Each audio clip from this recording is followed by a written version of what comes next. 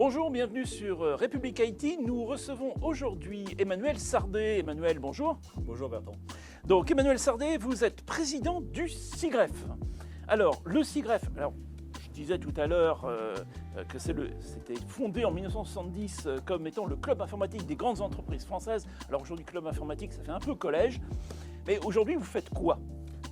Alors, club informatique, ça fait collège, mais on est fiers de nos racines et de cette ancienneté. L'association, elle représente toutes les grandes entreprises et administrations qui utilisent le numérique. Donc, c'est défendre leurs intérêts. On fait de l'intelligence collective, donc on produit des choses, des bonnes pratiques, des choses qui explorent, des choses normatives.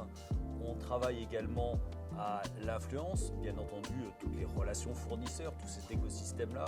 On se projette au niveau national en travaillant avec les administrations, la cyber est un grand sujet, mais aussi au niveau européen, puisque la réglementation, on maille les associations sœurs, donc on a des associations sœurs en Belgique, en Allemagne, aux Pays-Bas, et on essaye ensemble d'être plus influents au bénéfice de nos membres, et puis enfin on incarne l'ensemble de ces CIO, femmes et hommes, et on a notre grand moment des rencontres numériques de Strasbourg qu'on organise avec Numéum, la branche numérique du MEDEF.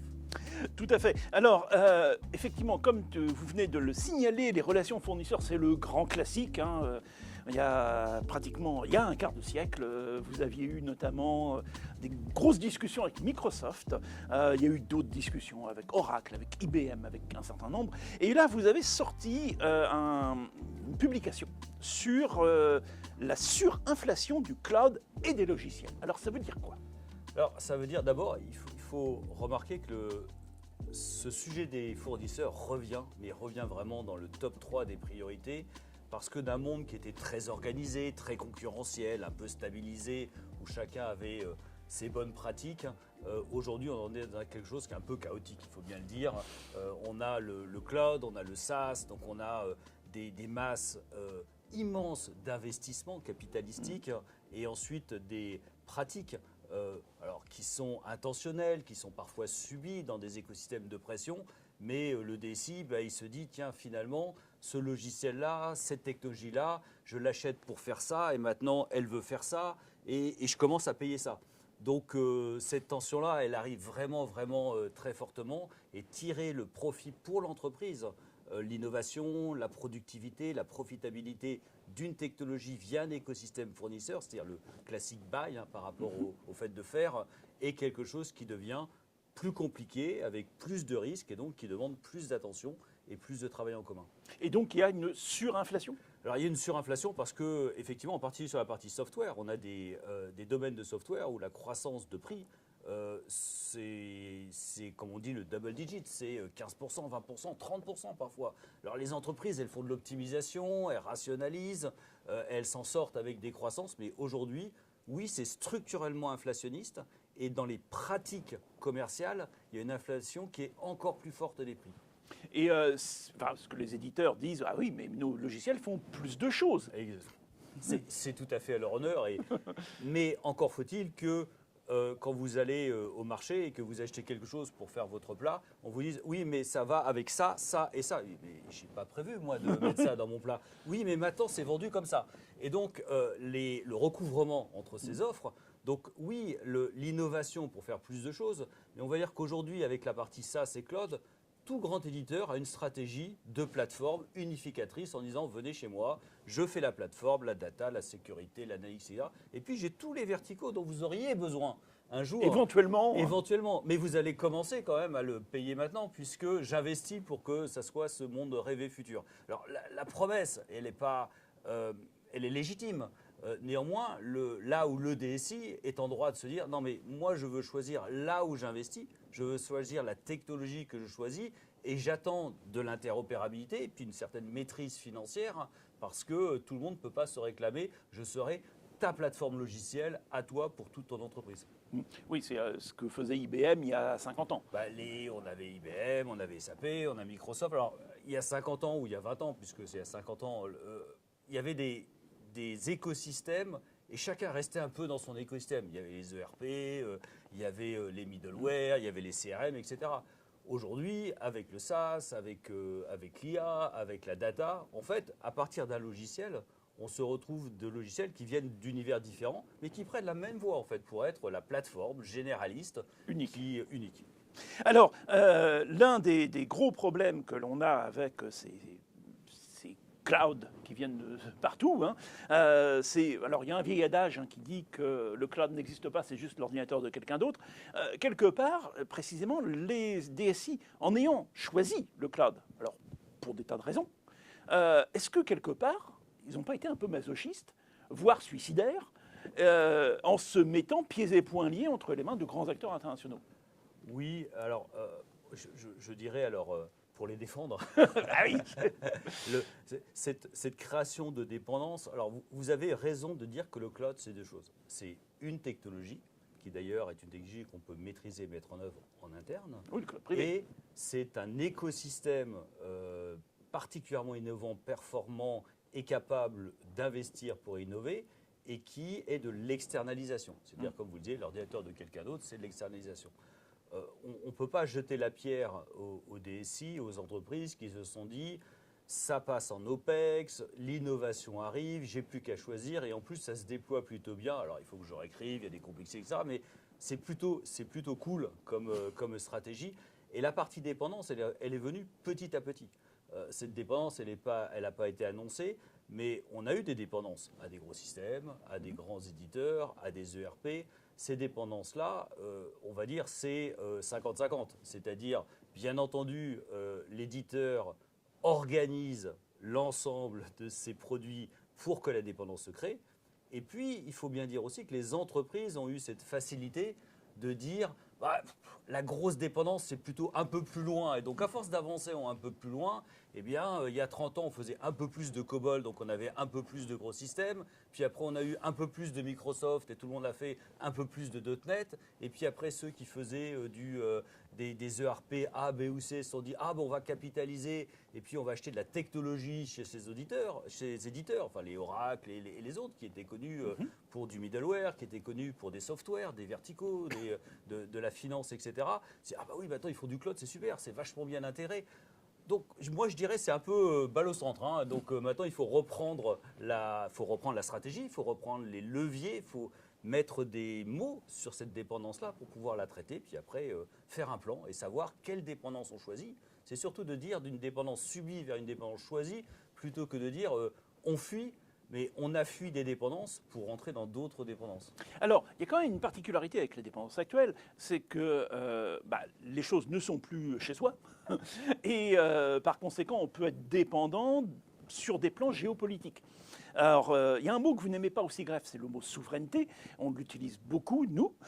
Est-ce qu'on peut aujourd'hui avoir une IT, on va dire, maîtrisée si elle n'est pas souveraine ?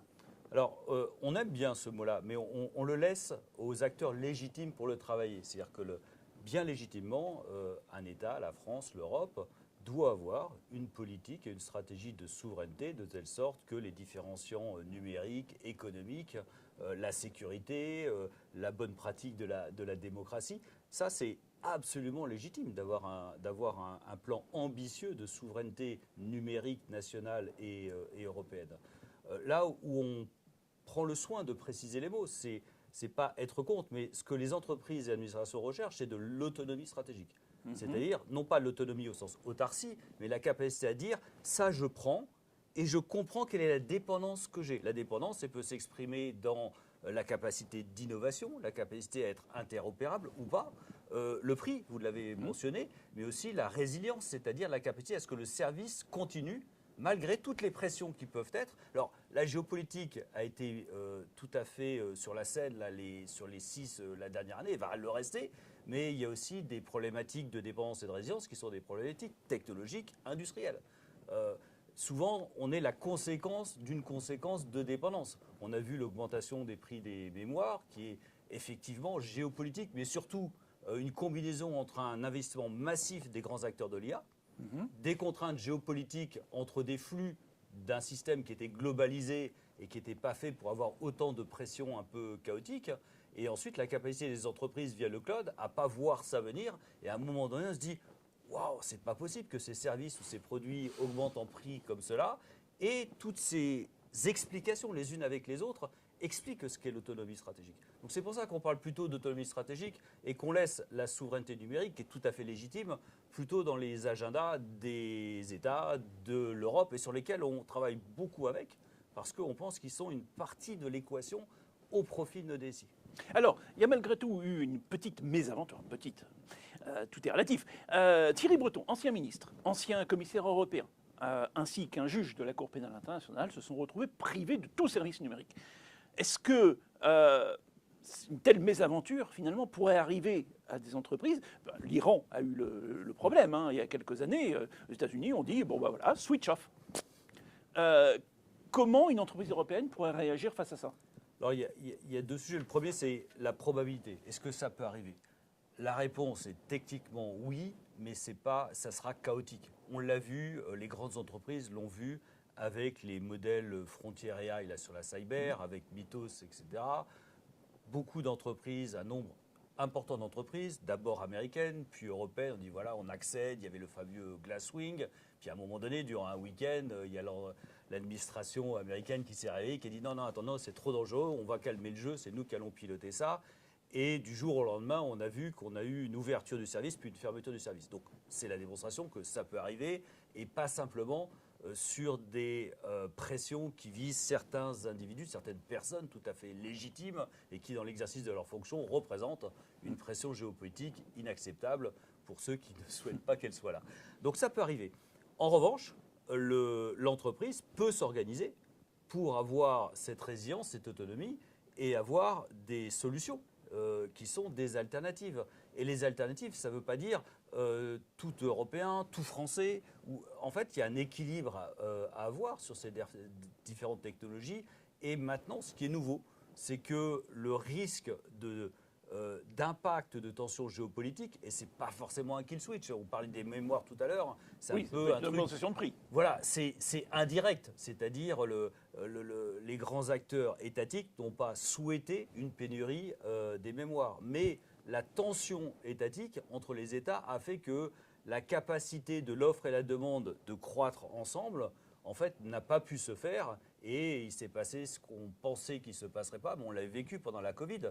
Des grands acteurs se sont arrogés en premier des volumes de production qui normalement étaient dans nos contrats, les contrats de nos DSI, et qui étaient normalement garantis. Alors, ceci dit, il peut y avoir des petits accidents, comme on a pu voir avec le détroit d'Ormuz sur le pétrole, mais imaginons par exemple que la République populaire de Chine se dise, la République de Chine, c'est-à-dire Taïwan, finalement, on va aller la récupérer. Le problème, c'est quand même le plus gros fabricant au monde de tous les composants électroniques. Donc si jamais ça arrive, ça risque de poser un petit problème technique. Oui, il y a une chaîne. Aujourd'hui, on prend conscience, et c'est au-delà des entreprises et des administrations, on prend conscience de ce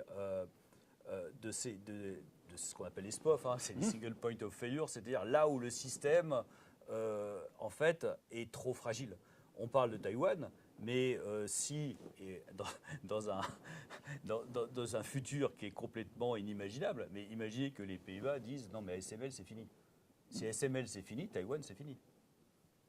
Donc en fait, dans la supply chain, dans cette chaîne de fournisseurs de tout ce dont on a besoin, depuis les terres rares, depuis la protection territoriale, parce qu'on parle de la technologie, mais pour qu'il y ait une usine, il faut qu'il y ait la paix autour de cette usine et que les matières premières affluent, qu'elles soient transformées, qu'elles puissent être exportées. Donc quand on met tout ça ensemble, on se rend compte de la fragilité de cette supply chain. Et ça, c'est vraiment quelque chose qui est à la fois au cœur des stratégies, des nouvelles stratégies des entreprises d'administration, mais aussi des États, la France, l'Allemagne, l'Europe, pour penser comment l'ensemble de son tissu industriel est moins fragilisé. Et c'est de là que les priorités doivent se faire pour nous, entreprises et administrations, aussi pour les États vis-à-vis de ces dépendances. Alors, il y a malgré tout des réactions qui se font. On a vu LVMH qui a choisi un hyperscaler européen. D'autres entreprises commencent vraiment à s'intéresser, à avoir, en tout cas, peut-être pas basculer complètement sur des fournisseurs européens, mais en tout cas multiplier les fournisseurs de manière à être moins dépendants. Est-ce que, quelque part, c'est, on va dire, une tendance générale ou est-ce que c'est encore assez marginal ? Alors, La tendance générale et le cas de LVMH l'illustre bien. Ce n'est pas un basculement drastique et monolithe. C'est-à-dire que dans l'écosystème des solutions de cette entreprise, d'une autre entreprise, une composante qui est plus immune à ce type de risque géopolitique prend place. Probablement, elle n'était pas encore là, elle prend place. Est-ce que ce mouvement-là est un mouvement d'ensemble? Pour les grandes entreprises, la réponse est oui. C'est-à-dire que aujourd'hui, on regarde dans nos membres au SIGREF, on a 2/3 des membres au CIEF, il y a 155 membres au SIGREF, on a 2/3 des membres qui sont concernés directement par des obligations ou des impératifs de résilience, soit parce qu'ils sont essentiels au sens de Nice 2 ou DORA pour la finance, soit qu'ils sont importants et multi-géographie. Donc ça veut dire que c'est une grande majorité, des membres du SIGREF vont devoir se dire, pour ces activités-là, qui sont cœur, parce que j'ai à la fois ma stratégie d'entreprise, alors le régulateur et les autorités de supervision, que ce soit pour l'énergie, les télécoms, la finance, nous le rappellent bien en disant, attention, ça, c'est le cœur. Vous êtes une entreprise dont ces services-là doivent continuer, perdurer. Et donc, sur ces parties-là, oui, la tendance générale, c'est de faire une stratégie en disant il nous faut des composantes qui sont immunes. Ça ne veut pas dire que tout switch sur ces composantes-là, mais ça veut dire que l'écosystème va s'enrichir de composantes qui répondent spécifiquement à ce type de risque. Alors, cette tendance-là, elle est en train de faire basculer aussi le marché, parce qu'il y avait un gros problème classique sur le marché français, c'était qu'il y avait des acteurs qui avaient des solutions formidables, mais à chaque fois, les grandes entreprises disaient « Vous êtes trop petits, moi, à vos yeux, je ne peux pas recourir à vos services. » Et puis donc, les acteurs en question disaient « Oui, mais si vous ne nous commandez rien, on n'est pas prêt de grossir. » Donc, c'était un peu le cercle vicieux, le chien qui se mord la queue. Et là, ça y est, on commence enfin à se dire, tiens, on va acheter un peu français, un peu européen. Alors, tout ça, c'est bien gentil, mais d'une manière plus générale, est-ce que les grands acteurs n'ont pas un rôle, quelque part, une nécessité de se sacrifier, quelque part, pour faire émerger des offres alternatives, pour faire émerger des petits acteurs, les faire grossir par la commande, comme chez Numéum, on le répète régulièrement, ce n'est pas des subventions qu'ils veulent, c'est des commandes. Alors, la réponse est un certain nombre de grandes entreprises, et bien entendu toutes les administrations, ont un intérêt direct et légitime à être partie prenante de cette croissance d'écosystème. Donc à syndiquer la demande, à travailler sur l'adoption. Et ils ont besoin d'un travail, ce qui est en train de se passer. Hein, on pourra reparler du Cloud and AI Development Act, qui est ce Sovereignty Package. Il faut que ces acteurs, les acteurs dont on parle là, aussi puissent grossir assez vite. C'est-à-dire que ce dont on manque en Europe, c'est le rôle qu'a le private equity aux États-Unis. C'est-à-dire que ces acteurs ne restent pas cantonnés à leur pays en disant je veux des marchés, je ne veux pas de subventions, mais si le marché il est en Italie ou en Allemagne, il faut que tu y ailles. Oui. Et s'il y a un acteur qui est là-bas qui fait comme toi, il faut merger et il faut grossir. Et donc, un peu le biais, c'est de se dire je veux être le champion, mais j'aimerais bien qu'on décide que je sois le champion avant de le devenir. Et on sait bien que les champions, ils émergent, et on a vu les cas, on a vu le Mistral sur les AI et autres. Il faut avoir une logique. À un moment donné, il y a une course de vitesse. Aujourd'hui, malheureusement, en Europe, cette course de vitesse, elle demande pas mal de capital sur ces nouvelles technologies. Et là, la partie private equity versus épargne, il y a quelque chose à faire. Et les politiques, la partie étatique s'en occupe. Mais les grandes entreprises, elles sont partie prenante et vont jouer leur rôle. On a ensuite le marché, c'est-à-dire que le pouvoir des marchés publics. Donc, ce n'est pas simplement les services publics, c'est tout ce qui est EDF est une entreprise qui œuvre dans les marchés publics. On peut être soi-même fournisseur vis-à-vis d'appels d'offres dans les marchés publics. Avec le Cloud and AI Development Act, sur ces marchés publics, il y a effectivement une matrice qui dit que l'autonomie stratégique au sens des risques géopolitiques pour une activité en Europe devra être mise en place. Ces marchés-là, c'est à peu près 15% de la technologie en Europe. Ça veut dire, est-ce que ça va permettre le basculement qu'on souhaite? Et les grandes entreprises sont prêtes à jouer leur jeu parce que ce n'est pas qu'une question de dépendance, c'est une question de capacité d'être maître de son innovation aussi. On a on pense que pour ceux qui ont des activités en Europe, travailler avec des acteurs européens, c'est travailler by design avec des produits et services qui respectent les conditions de marché qu'on a en Europe. De la même manière que les conditions de marché dans le Sovereignty Package US, elles sont quand même plutôt claires quand on a des activités aux US. Quand on est en Chine, exactement. Donc il n'est pas anormal que sur cette partie européenne, il y ait une clarification et que ça forme ce marché-là. Et donc les grandes entreprises, plutôt que d'acheter des produits et services aux US, puis de payer des intégrateurs pour les mettre en conformité à ce qui est une exigence du marché, ce n'est pas les entreprises qui disent les produits en Europe sont RGPD. Les produits en Europe sont conformes au DMA. C'est quelque chose qui est légitime, qui est une caractéristique intrinsèque du marché.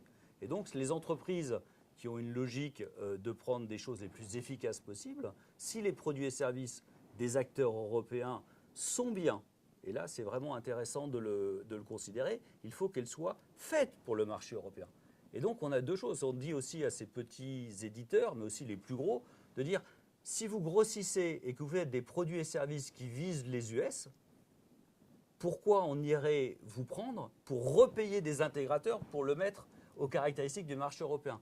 Donc les grandes entreprises et administrations ont un intérêt à aider, accompagner, mais aussi bien faire comprendre aux fournisseurs que être, eux, dépendants et adaptés au marché européen, ça doit devenir une force et non pas une peur qui dit que non, mais nous, dès qu'on aura un peu grossi, on veut aller déboucler l'affaire là où il y a de la liquidité et donc prenez-nous plein de commandes, mais dans 4 ans, on sera un gros acteur US parce que c'est là forcément que ça soit se déboucler. Donc vous voyez, il y a un petit peu des deux côtés, là où il faut aligner les deux. Et bien entendu, les membres du CIGREF s'y intéressent et la plupart d'entre eux ont un intérêt direct à ce que ça se passe. Alors, dans la recherche des grandes alternatives, le drame, je dirais, constant depuis au moins 30 ans, c'est notamment la bureautique.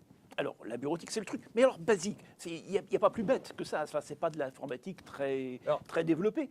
Mais il n'en demeure pas moins que s'il y a un élément sur lequel les entreprises sont bien dépendantes, c'est bien la bureautique. Or, il y a des offres alternatives qui existent à Microsoft, ou à Google d'ailleurs, parce que déjà, Google est apparu. Donc, déjà, il y a plus de monopole. C'est vrai. Mais, par exemple, Nextcloud a lancé EuroOffice. Il y a d'autres offres, un Collabora Online, OnlyOffice, etc., etc. Mais les entreprises ne les achètent pas. Alors, il y a un marché pour les entreprises de toute taille. Quand on dit la bureautique, c'est simple. En fait, c'est pas vrai. Pourquoi? Parce que derrière la bureautique, vous avez quelque chose qui est extrêmement important pour une entreprise d'administration, c'est la gestion de l'identité, des droits, de l'accès à l'ensemble des applications, de vos droits. Donc on parle chez tous ceux qui, aujourd'hui c'est Microsoft qui domine le marché, la problématique est moins de remplacer ou de substituer certains composants d'Office par exemple, mais c'est Active Directory. Les services collectifs, là, ce qu'on appelle la bureautique, c'est toute cette gestion de l'identité, de la sécurité qui va derrière. Donc il y a une question de les habitus, on en parlait, c'est je suis Excel depuis 20 ans, des entreprises entières ont même leur chaîne compta fournisseur sur de la macro Excel, alors pour des plus petites entreprises, et puis comment je bouge. Alors là, normalement, les nouveaux venus, la nouvelle offre, l'IA va permettre de sortir de ça. Donc ça, c'est quelque chose qui est en train de prendre. Il faut aussi pouvoir consommer quelque chose qui soit pérenne. C'est-à-dire que quand l'entreprise, elle adopte pas pour quelque chose qui, dans 3 ans, le module se dit « Ah ben non, on a tout réécrit, ou on a été racheté, ou etc. » Donc là, on voit avec l'EDIX là, au niveau européen, on voit les administrations qui se sont mis avec CHAP, avec Visio. Donc ça, tout ça, il y a des centaines de milliers d'utilisateurs et ça commence à prendre tournure. Donc on est convaincu que pour les entreprises qui ont des écosystèmes plus simples, c'est-à-dire de taille intermédiaire, il y a vraiment une aubaine. Il y a une aubaine pour reprendre de la maîtrise, avoir plus de productivité et bien sûr avoir moins de coûts. Il faut trouver les infogérants intégrateurs, parce que ces entreprises, généralement, ce n'est pas elles qui ont les bataillons d'informaticiens ou d'ingénieurs pour maîtriser la technologie. Donc il va bien falloir bien packager et les accompagner, et pas les accompagner simplement sur la partie des usages, des features, c'est-à-dire est-ce que ça c'est mieux qu'Excel, oui ou non.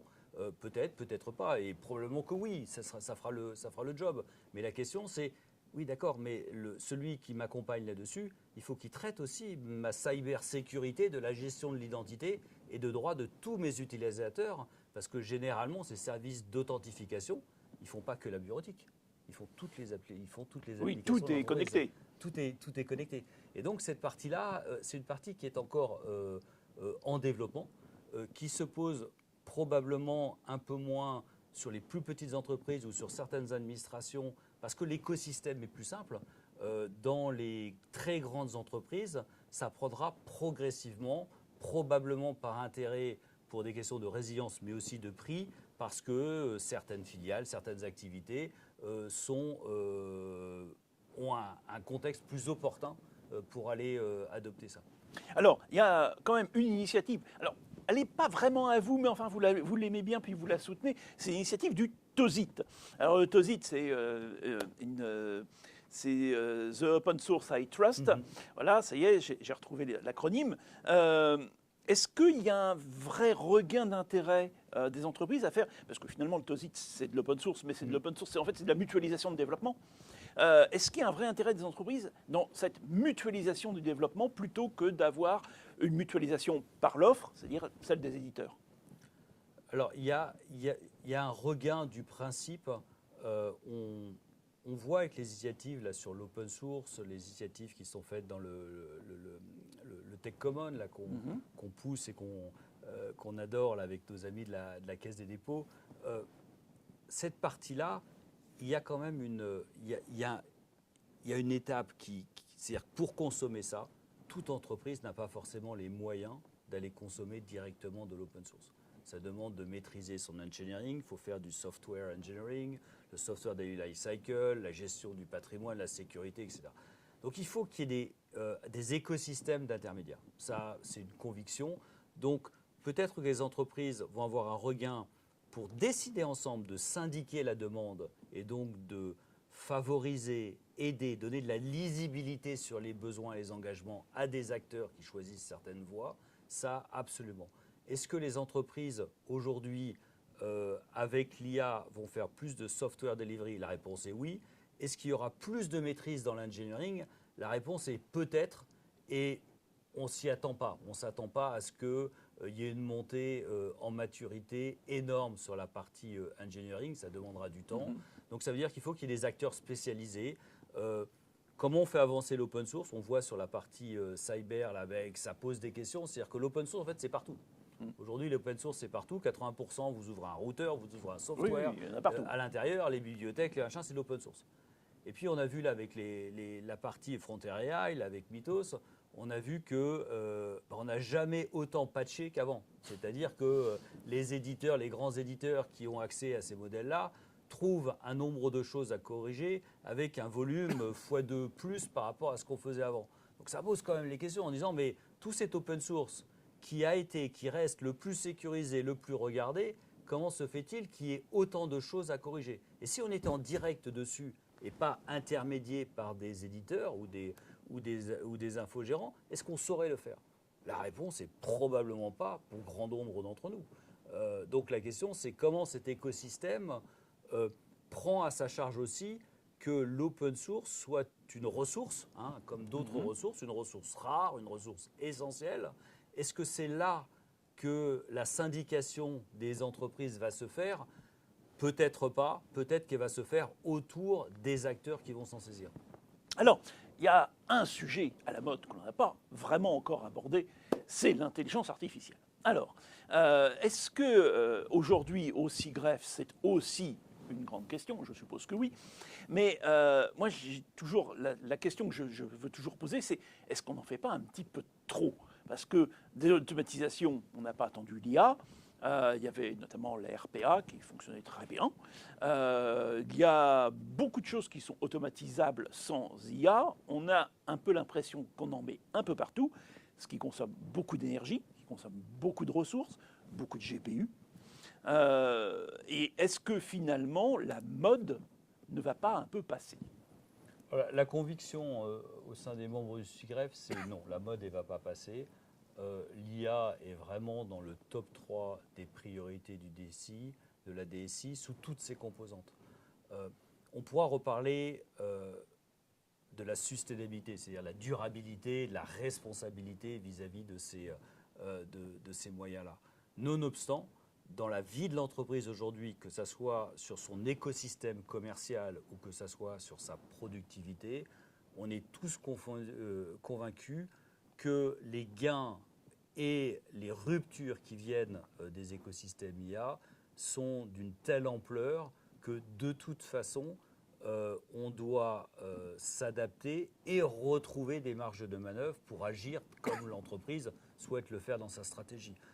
Aujourd'hui, on constate que les clients, les consommateurs, même les citoyens utilisent de plus en plus la partie, comme on dit, le proxy, le chat GPT, mais le bot de IA de compagnonnage comme étant la première étape vis-à-vis d'une recherche d'informations, de services.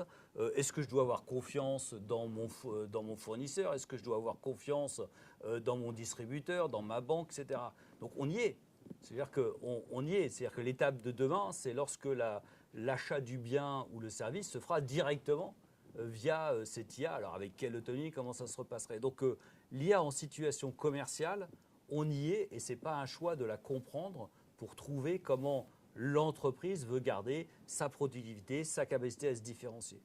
Les DSI sont encore plus touchés parce que dans leur propre métier, l'ensemble des tests, mais aussi des premières activités sur la chaîne de développement et de maintenance logicielle, nous montrent des gains énormes. Mais des gains énormes qui sont à des endroits très précis. C'est-à-dire que la rupture, elle a quelque chose d'extraordinaire, c'est qu'elle ne traite pas tout l'ensemble. Ce n'est pas une révolution de l'ensemble à ce stade, mais c'est des gains de productivité énormes sur certaines parties. En revanche, là où il y a rupture, c'est qu'avant, quand on parlait d'un patrimoine applicatif, c'était du code. Demain, si, comme on commence à le faire, une partie importante est générée, le code n'est plus la matière du patrimoine. C'est ce qu'on a mis, entre guillemets, dans le prompt, en fait, dans tous les outils qui permettent de piloter la génération, piloter l'entretien. Donc cette rapidité, cette capacité à avoir des moments de burst, des capacités à faire x10, x20, mais néanmoins sur des endroits précis, fait qu'on est devant une problématique de mais comment l'organisation de l'entreprise, comment le modèle opérationnel, comme on aime le dire, la gouvernance, qui est un grand mot d'entreprise, les métiers, qu'est-ce qu'on fait du côté du métier? Si on a le choix de penser, de mettre en marché 10 versions de son application ou de son apps mobile plutôt qu'une seule dans le même temps, est-ce qu'on le fait? Est-ce qu'on ne le fait pas? Qu'est-ce qu'on veut faire?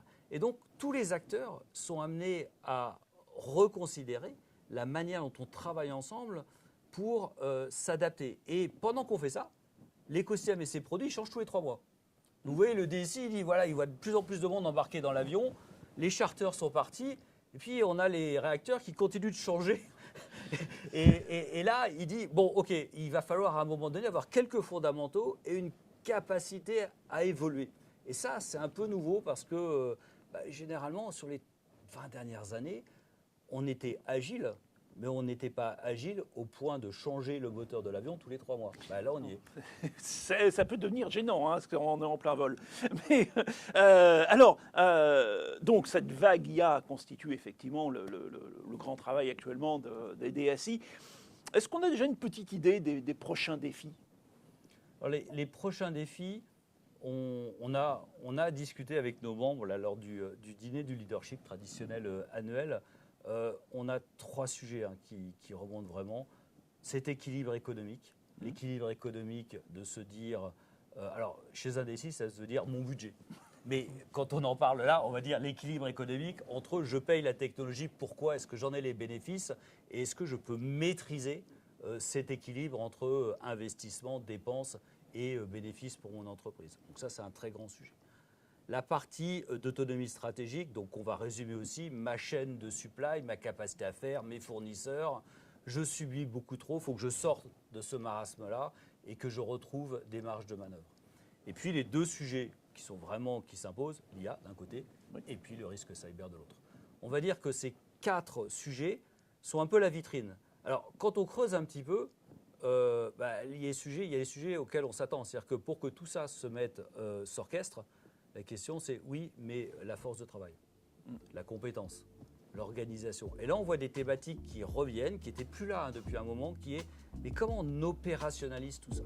Donc on a été non pas surpris, mais étonné de l'ampleur où les DSI ont dit attendez, il y a tous ces sujets-là là, qui m'empêchent de dormir, mais le sujet commun à tout ça, c'est je ne sais plus trop comment j'opérationnalise, et trouver la martingale de l'opérationnalisation va devenir un grand sujet là, des prochaines années. Très bien. Merci Emmanuel Sardé. Merci Bertrand. Il ne me reste plus qu'à vous souhaiter une bonne fin de journée et à vous dire à très bientôt sur République Haïti, le média.